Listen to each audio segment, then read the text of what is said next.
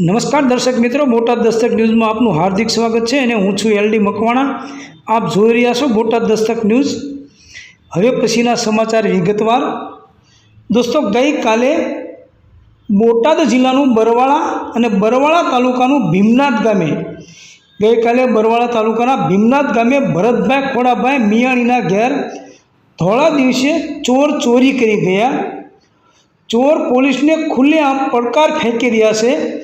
આ ચોરી થતાં જણાય છે કે બરવાળા પોલીસની કેટલી નબળી કામગીરી સામે આવી છે કે ચોરને કાયદાનો જરા પણ ડર નથી, અને જ્યારે કાયદાનો ડર ના હોય ત્યારે શું હોય એ તો તમે સમજી જશો ને। તેમજ પોતાની નબળી કામગીરી છુપાવવા માટે પોલીસ જ્યારે ઘટના સ્થળ પર પહોંચી ત્યારે મીડિયાકર્મીને તેમની કામગીરી કરતાં અટકાવે એનો મતલબ શું હોઈ શકે એ પણ લોકો સમજી ગયા હશે।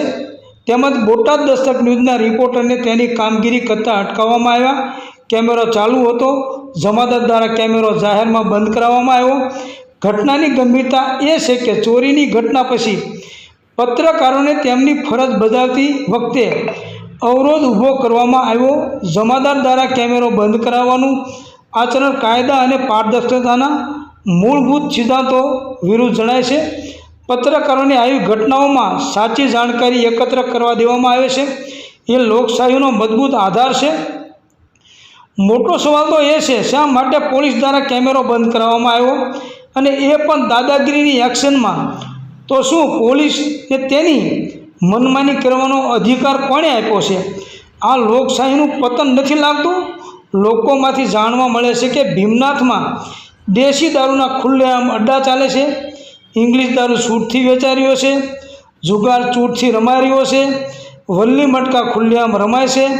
આ બધી જ બદીઓમાં પોલીસનો હાથ છે તેવું ભીમનાથના લોકોનું કહેવું છે, અને બોટાદ દસ્તક ન્યૂઝ આ બધી બાબતોની તપાસ કરતું હોય। ભીમનાથ બીટ જમાદારને આ વાત ગમતી નથી।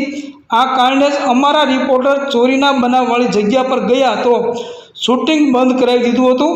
તો આ દાદાગીરી બોટાદ દસ્તક ન્યૂઝ ચલાવી લેતું નથી। આ બાબતે તમામ લાગતા વળગતા યાદ રાખવું। બોટાદ દસ્તક ન્યૂઝને લખતા પણ જોરદાર આવડે છે, એ યાદ રાખજો।